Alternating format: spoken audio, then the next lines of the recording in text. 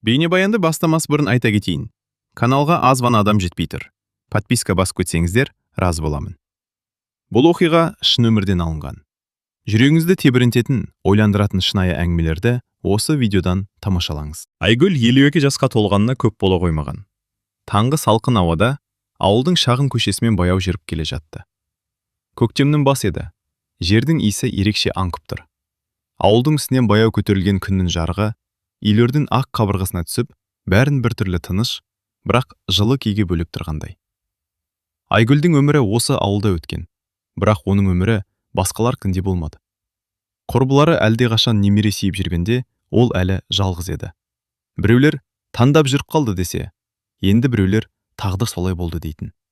Айгүл ондай сөздерге бұрыннан үйренген. Сол күні ол әдеттегідей дүкенге қарай бара жатқан. Бірақ ішіндегі бір жаңалықты өзі де толық түсініп үлгермегендей. Кеше кешкісін болған әңгіме оның ойын қайта-қайта мазалай берді. Кеше кешке Айгүлдің үйіне ауылдың шет жағында тұратын Ермек келген. Ермек те жас емес, 56 жаста. Ауылда трактор жүргізіп, шаруамен айналысатын сабырлы адам. Бұрын сонды Айгүл екеуі тек амандасып қана жүретін. Сол кеште Ермек есік қарып кіргенде Айгүл таң қалған. Айгүл, бір маңызды әңгіме бар еді, деді Ермек дастархан шетіне жайғасып. Айгүл үнсіз шай құйып отырды. Біз екеуміз де жас емеспіз, бірақ өмір әлі біткен жоқ. Жалғыз жүргеннен шаршадым. Сен де жалғызсың. Ойланып көр, үйленсек қалай болады? Айгүл сол сәтте сөз таба алмай қалған. Мұндай ұсынысты ол көп жылдан бері естімеген. Біраз үнсіздік болды. Ермек, сен шынымен айтып отырсың ба? Деді ол ақырын. Шынымен, мен асықтырмаймын, бірақ ойлан. Сол түні Айгүл ұзақ ұйықтай алмады. Ал бүгін таңертең ол дүкенге келе жатып бір шешімге келгенде еді. Дүкен алдында әдеттегідей ауыл әйелдері жиналып тұрған. Айгүл, таңмен таласа қайда? Деді көршісі Күләш күліп. Дүкенге ғой, деді Айгүл жай ғана. Бірақ оның жүзі әдеттегіден өзгеше екенін бірден байқағандар болды. Біртүрлі қуанып тұрған сияқтысың ғой, деді тағы бірі. Айгүл бір сәт ойланды да күтпеген жерден айтты. Мен тұрмысқа шығатын шығармын. Әйелдер бір сәтке үнсіз қалды. Қалай? Деді Күләш. Кімге? Айгүл сабырмен жауап берді. Ермекке. Сол сәтте дүкеннің алдында нағыз әңгіме басталды. Қойшы, шын айтасың ба? 52 жаста келін болмақсың ба? Айгүл күліп жіберді. Иә, бәлкім. Сол күні түске дейін бүкіл ауыл бұл жаңалықты естіп үлгерді. Көшеде жүрген адамдар бір-біріне сыбырлап айтып жатты. Естідің бе? Айгүл тұрмысқа шыққалы жатыр екен. Қойшы, рас па? Ермекке дейді. Кешке қарай Айгүлдің үйінің алдына көршісі Салтанат кіріп келді. Айгүл, шын ба мынау? Айгүл дастарханға шай қойып жатып басын изеді. Шын сияқты. Не деген батылдық? Деді Салтанат таңырқап. Айгүл бір сәт терезеден сыртқа қарады. Ауыл тыныш еді. Күн батып бара жатқан. Білесің бе? Деді ол жай ғана. Мен өмір бойы бір нәрседен қорқып жатым. Кеш болып кетті деп. Енді ше? Айгүл күлімсіреп қойды. Енді ойлаймын. Кейде өмір дәл кеш сияқты көрінген кезде ғана басталатын шығар. Сол сәтте есік тағы қағылды. Айгүл есікті ашқанда табалдықта Ермек тұр еді. Сәлем Айгүл. Ойланып көрдің де? Айгүл бір сәт үнсіз қарап тұрды да жай ғана айтты. Иә, ойланып көрдім. Жауабың қандай? Айгүлдің жүзінде тыныш, сенімді күлкі пайда болды. Кел, үйге кір. Шайды бірге ішіп отырып сөйлесейік.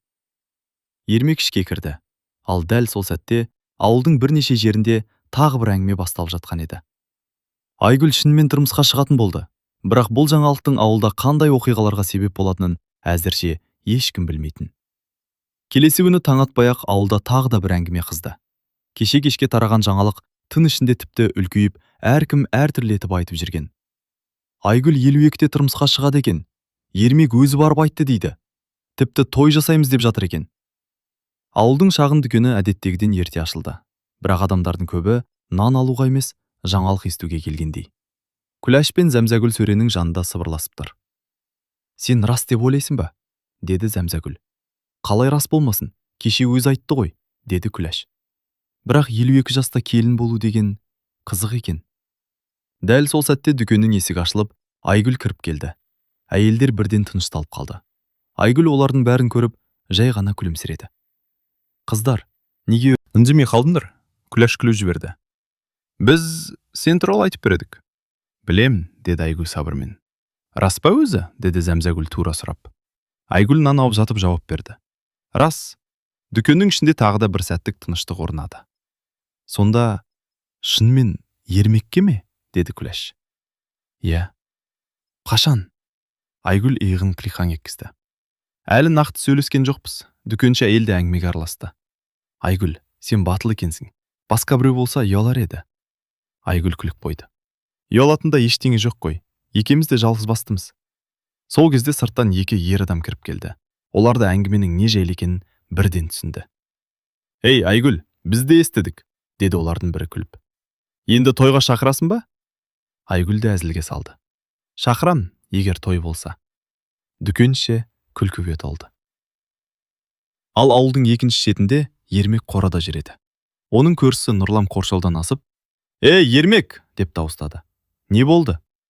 Сен ауылды шулатып жіберіпсің ғой. Ермек күліп қойды. Немен? Айгүлге үйленем депсің дейді. Ермек күректі жерге тіреп тұрып қалды. Иә, айттым. Сонда шынымен де? Шынымен. Нұрлан басын шайқады. Қызық екен, бірақ дұрыс та шығар. Жалғыз жүрген қиын. Ермек ауыр күрсінді. Солай ғой. Біраз үнсіздік болды. Ал Айгүл не деді? Деп сұрады Нұрлан. Ермек күлімсіреп қойды. Әзірге жоқ демеді. Түстен кейін Айгүлдің үйіне тағы қонақ келді. Бұл жолы оның ескі құрбысы Бақытгүл. Ол есіктен кіре сала. Ей, сен ауылдың басты жаңалығына айналып кетіпсің, деді күліп. Айгүл шай құйып жатып. Сонша не болды? Бәрі айтып жүр. Біреу батыл әйел дейді, біреу кеш емес пе дейді. Айгүл иығын көтерді. Адамдар әрқашан айтады. Бақытгүл бір сәт үнсіз отырды да ақырын сұрады. Ал сен өзің қорықпайсың ба? Айгүл терезеге қарап қалды. Білесің бе, мен бұрын қорқатынмын. Енді кеш шығар деп. Ал қазірше? Айгүл баяу жауап берді. Қазір өмірді бос өткізіп алмаудан қорқамын. Бақытгүл басын изеді. Дұрыс айтасың. Сол кезде сырттан тағы да бір таныс дауыс естілді. Айгүл, үйдесің бе? Айгүл есікке қарай бұрылды. Бұл Ермек еді. Айгүл есікті ашты. Кір, Ермек. Ермек үйге кіріп, аздап қысылғандай отырды. Айгүл, кеше айтқан сөзіңді қайталап сұрайын деп келдің. Үй іші тынышталып қалды. Бақытгүл де қызға қарап отыр. Ермек тікелей сұрады. Сен келісесің бе? Айгүл бір сәт ойланып отырды. Сосын жай ғана айтты. Келсем. Ермек бірден күлімсіреп кетті. Онда келесі қадамды ойлайық. Бақытгүл қолын шапалақтап жіберді. Ей, онда шынымен той болады ғой. Айгүл де күліп жіберді. Бірақ дәл сол кезде ауылдың басқа бір үйінде бұл жаңалық біреуге мүлде ұнамай отырған еді. Айгүл мен Ермектің келісімге келген жайлы жаңалық ауылға кешке дейін түгел тарады. Кеше ғана сыбыр болған әңгіме бүгін анық хабарға айналды. Рас екен, Айгүл келісіпті. Енді той болады дейді. Ауылдың адамдары әртүрлі пікір айтып жатты. Біреулер қуанды, біреулер таң қалды, ал кейбіреулер күмәнмен қарады. Сол күні кешке Ермектің үйіне оның туған қарындасы Гүлмира келді. Ол басқа ауылда тұратын, бірақ жаңалықты ести сала бірден жеткен. Ермек аулада шөп тасып жүреді. Аға, деді Гүлмира қақпадан кіре сала. О, келдің бе? Деді Ермек таңырқап. Келмегенде ше, ауылда не әңгіме болып жатқанын білесің бе? Ермек сабырлы тұрды. Білемін. Сонда рас па? Деді Гүлмира тура қарап. Рас. Гүлмира бірден ренжігендей болды. Аға, сен не істеп жүрсің? 52 жастағы әйелге үйленбексің бе? Ермек қабағын сәл түйді. Ол әйелдің жасы емес, өзі маңызды. Бірақ ауыл не дейді? Адамдар күреді ғой. Ермек күректі жерге қойды. Мен адамдар үшін емес, өз өмірім үшін өмір сүріп жүрмін. Гүлмира үндемей қалды. Бірақ оның көңілі толмағаны көрініп тұрды. Сен ойланып көрдің бе? Деді ол тағы. Ойланып көрдім. Ал оның мінезін білесің бе? Ермек жай ғана айтты. Білетінім, ол жақсы адам. Гүлмира ауыр күрсінді. Аға, мен сенің бақытты болғаныңды қалаймын. Бірақ бұл біртүрлі көрінеді. Ермек жай ғана жымиды. Біртүрлі көрінсе де, дұрыс болуы мүмкін. Сол уақытта Айгүлдің үйінде де әңгіме қызу жүріп жатқан. Көршілері тағы жиналып қалған. Күләш, Салтанат және тағы екі әйел шай ішіп отыр. Айгүл, сен дайынсың ба өзі? Деді Күләш. Неге? Ермектің туыстары қарсы болуы мүмкін ғой. Айгүл сабырлы жауап берді. Қарсы болса сөйлесерміз. Салтанат басын шайқады. Ауылда бәрі оңай емес. Айгүл күліп қойды. Өмірдің өзі оңай емес қой. Сол кезде есік қағылды. Айгүл есікті ашқанда, сыртта бір әйел тұр екен. Бұл Ермектің қарындасы Гүлмира. Ол ішке кіріп, қысқа амандасты. Сәлеметсіздер ме? Үй ішіндегі адамдар бірден тынышталып қалды. Айгүл оны төреге шақырды. Келіңіз, отырыңыз. Гүлмира отырды, бірақ жүзінен салқындық байқалып тұрды. Айгүл, мен тура сөйлеймін, деді ол. Айта беріңіз. Сіз шынымен менің ағама тұрмысқа шықпақсыз ба? Айгүл сабырмен жауап берді. Иә. Неге? Үй ішіндегі әйелдер бір-біріне қарап қалды.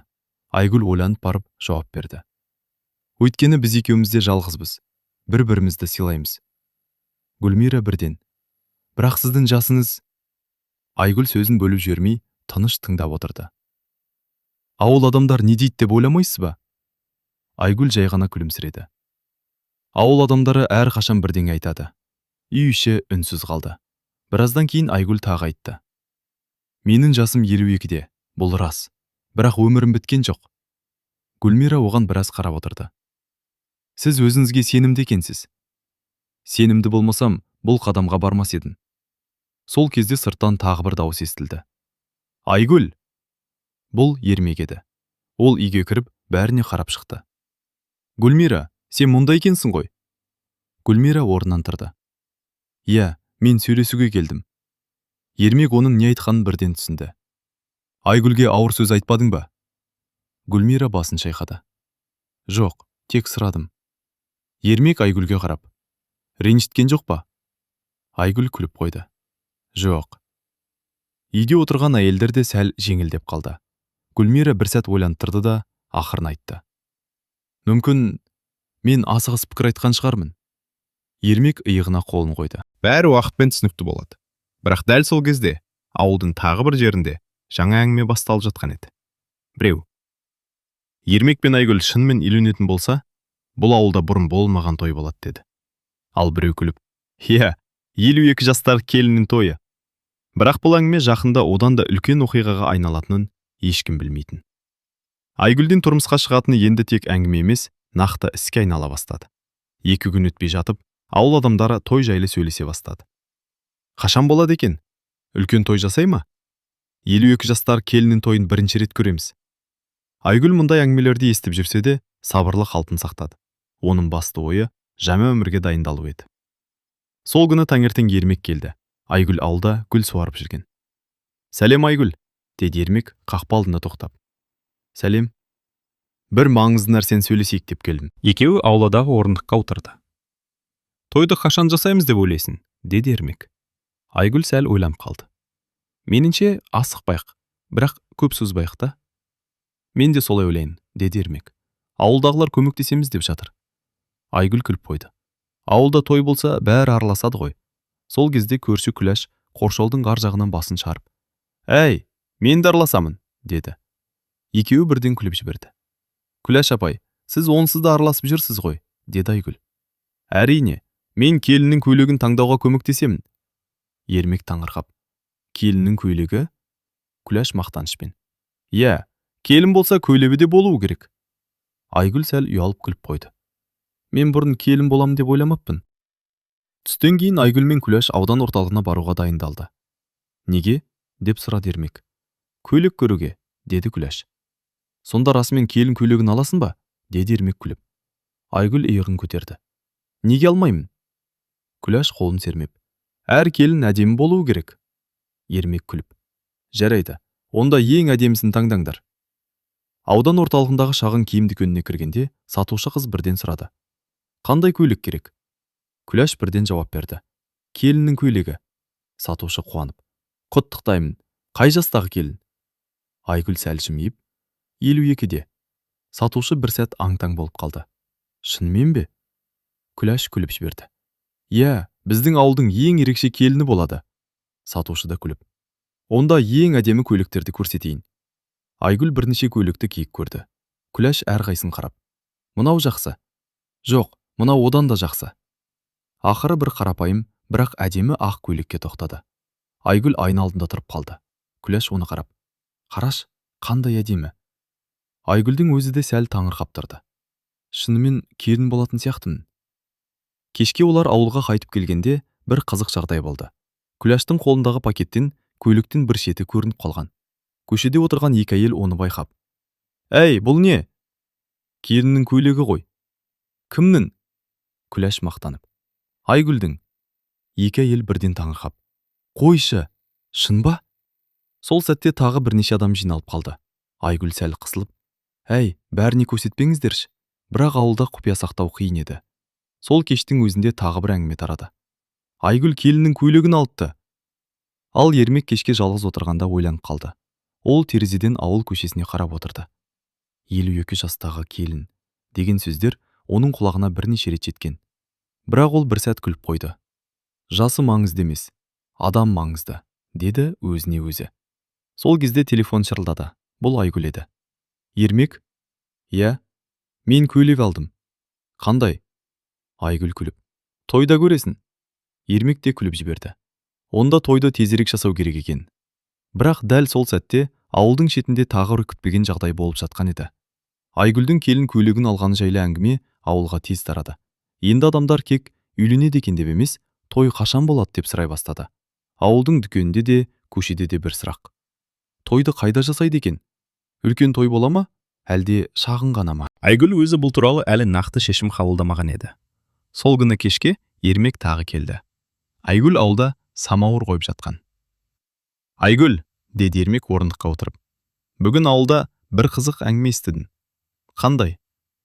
Бәрі тойды қайда жасайтынымызды талқылап жүр. Айгүл күліп жіберді. Біз әлі өзіміз шешпеген нәрсені ауыл шешіп қойған сияқты ғой. Солай сияқты, деді Ермек. Сол кезде көрші Күләш тағы да қоршаудан басын шығарды. Мен де сөйлесуге келіп тұрмын. Айгүл мен Ермек күліп жіберді. Келіңіз, Күләш апай. Күләш орындыққа отырып. Менің ұсынысым бар. Қандай? Деді Айгүл. Тойды ауыл клубында жасайық. Ермек ойланып қалды. Клубта ма? Иә, бүкіл ауыл сүйіп кетеді. Айгүл де ойланды. Жаман идея емес. Бірақ дәл сол кезде тағы екі көрші кіріп келді. Салтанат пен Жаңыл. Біз де әңгіме естідік, деді Салтанат. Қандай? Тойды клубта жасаймыз дейді екен. Жаңыл бірден қарсы шықты. Жоқ, клубта болмайды. Неге? Деді Күләш. Үйде жасаған дұрыс. Сол жерде шағын жиналыс басталып кетті. Күләш.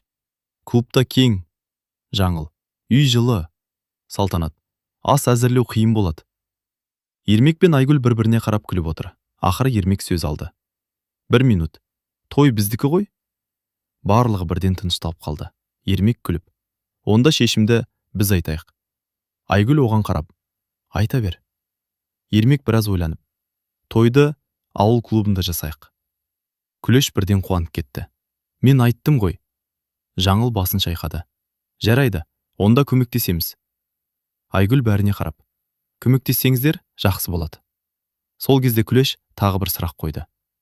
Ал енді ең бастысы. Не? Тойға қанша адам шақырамыз? Барлығы бір сәт үнсіз қалды.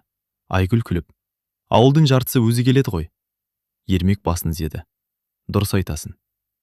Келесі күні таңертең клубтың алдында адамдар жиналып қалды. Ермек пен Айгүл клубты көруге келген. Клубтың есігін ауылдың қараушысы ашты. Кіріңдер, деді ол. Іші кең, бірақ қарапайым. Айгүл айнала қарап. Осында болса, жаман емес. Күләш бірден жоспар құра бастады. Мына жерге дастархан, мына жаққа музыка. Салтанат. Ас қайда дайындалады? Жаңыл. Сыртта қазан қоямыз. Бәрі бірден той дайындығына кірісіп кеткендей болды. Айгүл бір сәт Ермекке қарап. Біз бірдеңе бастап жібердік сияқты. Ермек күліп. Иә, енді тоқтату қиын. Сол күні кешке ауылда тағы бір әңгіме тарады. Той клубта болады екен. Үлкен той болады дейді. Бүкіл ауыл шақырылған сияқты. Бірақ дәл сол кеште тағы бір күтпеген жағдай болды. Ауылдың ең үлкен ақсақалы Төлеу ата бұл жаңалықты естіп ренжіп қалған еді. Ол бір сөз айтыпты. Егер той болса, мен алдымен сол Айгүлмен сөйлесем. Бұл сөзді естігендер таңырқап қалды. Неге?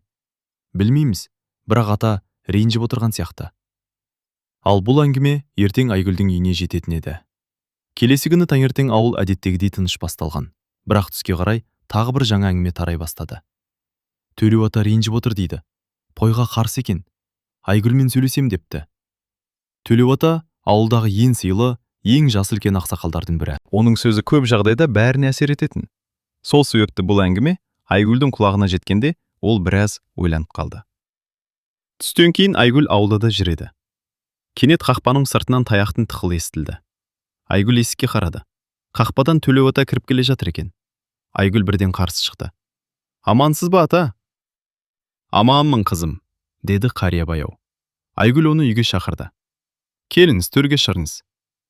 Екеуі дастархан басына отырды. Айгүл шай құйып берді. Біраз уақыт үнсіз өтті. Сосын Төлеу ата сөз бастады. Айгүл, мен сен туралы әңгіме естіп жүрмін. Айгүл басын изеді. Естідіңіз ғой ата? Естідім. Қария бір сәт ойланып отырды. Сен шынымен тұрмысқа шықпақсың ба? Иә. Ермекке ме? Иә. Төлеу ата терең күрсінді. Қызым, мен саған жамандық ойламаймын. Бірақ ауылдың да өз тәртібі, өз дәстүрі бар. Айгүл тыныш тыңдап отырды. 52 жаста келін болу біздің ауылда бұрын болмаған нәрсе. Айгүл сабырмен жауап берді.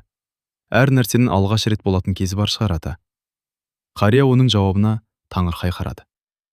Сен батыл сөйлейді екенсің. Мен тек шындықты айтып отырмын. Төлеу ата тағы бір сұрақ қойды. Сен бұл қадамға не үшін барып отырсың? Айгүл ойланып қалды. Сосын жай ғана айтты. Жалғыздықтан шаршадым. Үй іші тағы тыныштап қалды. Айгүл сөзін жалғастырды. Мен өмір бойы ешкімге зиян тигізген жоқпын. Енді өз бақытымды табуға тырыссам, ол жаман нәрсе емес шығар. Қария оған ұзақ қарап отырды. Сол кезде сырттан тағы бір дауыс естілді. Айгүл! Бұл Ермек еді. Ол үйге кіріп, Төлеу атаны көріп тоқтап қалды. Ассаламағалейкум ата. Уағалейкумассалам балам. Ермек олардың әңгіме жайлы екенін бірден түсінді. Ата, егер той туралы сөйлесіп отырсаңыз, мен де айтайын. Айта бер. Ермек сабырлы дауыспен айтты. Мен Айгүлді сыйлаймын. Біз бір-бірімізді түсінеміз. Сол үшін үйленгіміз келеді. Төлеу ата біраз үнсіз отырды. Сендер бұл шешімді жақсылап ойладыңдар ма? Иә, деді Ермек. Айгүл де басын изеді. Қария терең күрсінді. Мен сендерді тоқтата алмаймын. Айгүл мен Ермек бір-біріне қарап қалды. Бірақ қария сөзін жалғастырды. Бірақ бір шарт бар. Қандай? Деді Ермек. Егер той жасайтын болсаңдар, ол той бүкіл ауылға үлгі болатындай болу керек. Айгүл таңырқап. Қалай? Төлеу ата күлімсіреп қойды. Адамдар кейін сол той ерекше болды деп айтатындай. Ермек бірден күліп жіберді. Онда біз тырысамыз ата. Қария орнынан тұрды. Жарайды, мен сендерге қарсы емеспін. Айгүл жеңіл демалды. Рахмет ата. Төлеу ата есікке қарай жүріп бара жатып, тағы бір сөз айтты. Бірақ есіңде болсын қызым. Айгүл оған қарады. Бұл той бүкіл ауылдың есінде қалатын той болады. Қария кетіп қалды. Айгүл мен Ермек біраз үнсіз отырды. Сосын Ермек күліп. Енді шынымен үлкен той жасау керек сияқты. Айгүл де күліп жіберді. Иә, енді жол жоқ сияқты. Бірақ олар әлі білмейтін бір жағдай бар еді. Ертең ауылға Ермектің алыста тұратын үлкен ұлы келетін болды. Ал ол бұл үйленуге мүлде қарсы болатын. Келесі күні түске таман ауылға қара жолмен бір қара көлік кіріп келді. Ауыл адамдары жаңа көлікті бірден байқап қалды. Кім келді екен? Қаладан біреу сияқты. Көлік Ермектің үйінің алдына барып тоқтады. Ішінен 30-тан 35-ке дейін жастағы жігіт түсті. Үстінде қала стиліндегі киім, қолында телефон. Бұл Ермектің үлкен ұлы Данияр еді. Ол қалада жұмыс істейтін, ауылға сирек келетін. Данияр аулаға кіріп, «Әке!» деп дауыстады. Ермек қора жақтан шығып келді. «О, балан, қашан келдің?» «Жаңа ғана». Бірақ Даниярдың жүзі салқын еді. «Әке, бір сұрақ бар». «Айта бер». «Сіз шынымен үйленгелі жатырсыз ба?» Ермек бірден түсінді. Иә. Данияр басын шайқады. Әке, бұл дұрыс емес. Ермек қабағын сәл түйді. Неге? Ауылда бәрі айтып жатыр. 52 жастағы әйелге үйленеді дейді. Ермек сабырлы жауап берді. Ол әйелдің аты Айгүл. Мен білем. Онда құрметпен айт. Данияр бір сәт үндемей қалды. Әке, сіз ойланып көрдіңіз бе? Адамдар не дейді? Ермек күрсінді. Сен де адамдар туралы айтып отырсың ба? Бұл тек адамдар емес, бұл бір түрлі көрінеді. Ермек оның көзіне қарап. Балам, мен өмір бойы жалғыз жүрдім. Сен қаладасың, үй бос. Данияр үнсіз қалды. Мен де адаммын, деді Ермек. Сол уақытта Айгүлдің үйіне тағы да әңгіме жетті. Күләш жүгіріп келді. Айгүл, не болды? Ермектің ұлы келіпті. Айгүл бірден түсінді. Той туралы естіп келген шығар. Күләш басын изеді. Иә, бірақ ашулы сияқты. Айгүл біраз ойланып қалды. Онда сөйлесу керек. Кешке қарай Данияр өзі Айгүлдің үйіне келді. Айгүл есікті ашқанда ол сәл тосылып қалды. Сәлеметсіз бе? Сәлем. Айгүл оны үйге шақырды. Кіріңіз. Данияр ішке кіріп отырды. Біраз уақыт үнсіздік болды. Сосын ол тура сұрады. Сіз шынымен менің әкеме тұрмысқа шықпақсыз ба? Айгүл сабырлы жауап берді. Иә. Неге? Бұл сұрақты ол қатқылдап айтты. Айгүл біраз ойланып отырды. Себебі біз бір-бірімізді сыйлаймыз. Бірақ сіздің жасыңыз... Айгүл оны тоқтатпады. Менің жасым 52-де, иә. Сіз түсінесіз бе? Ауылда бәрі айтып жүр. Айгүл жай ғана айтты. Мен адамдардың сөзінен қорқып, өмір сүргім келмейді. Данияр оған біраз қарап отырды. Ал менің әкем ше? Не туралы? Ол бақытты болады деп ойлайсыз ба? Айгүл бұл сұраққа бірден жауап бермеді. Сосын жай ғана айтты. Мен тырысам. Сол кезде есік ашылып Ермек кірді. Данияр, сен осында екенсің ғой? Данияр орнынан тұрды. Әке, мен сізбен сөйлестім. Ермек оның көзіне қарап. Ал енді не дейсің? Данияр біраз үнсіз тұрды. Сосын күрсінді. Мен әлде сенімді емеспін. Айгүл орнынан тұрды. Бұл қалыпты нәрсе. Екеуі оған қарады. Егер қаласаңыз, мен тойды тоқтата алам, деді Айгүл. Ермек бірден. Жоқ. Данияр да таңырқап қалды.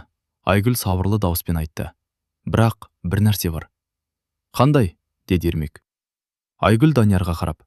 Егер сен әкеңнің бақытты болғанын қаласаң, бізге мүмкіндік бер. Данияр біраз ойланып қалды. Үй іші тыныш. Ақыры ол жай ғана айтты. Мен ойланып көрем. Сосын ол есікке қарай жүрді. Шығып бара жатып тоқтады. Той қашан? Ермек жауап берді. Бір аптадан кейін. Данияр басын изеді. Онда көреліміз. Ол кетіп қалды. Айгүл терең дем алды. Ермек күліп. Біздің той шынымен оңай болмайтын сияқты. Айгүл де жымиып қойды. Бірақ қызық болып жатыр. Ал дәл сол сәтте ауылда тағы бір үлкен жаңалық тарады. Тойдың күні белгілі болды. Енді бүкіл ауыл сол күнді күтіп отыр еді. Ақыры көп күткен күнде келді. Ауылда таң атпай қозғалыс басталып кетті.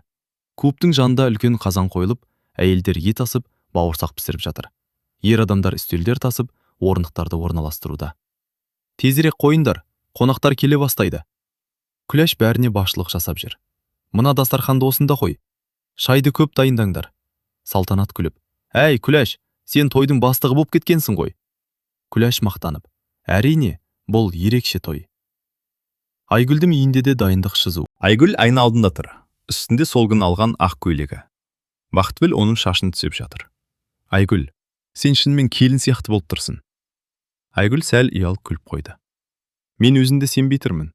Күләш ішке кіріп келді. Дайынсың ба? Дайын сияқтымын. Күләш оны басынан аяғына дейін қарап шықты. Әдемісің. Айгүл терең дем алды. Жүрегің қатты соғып тұр.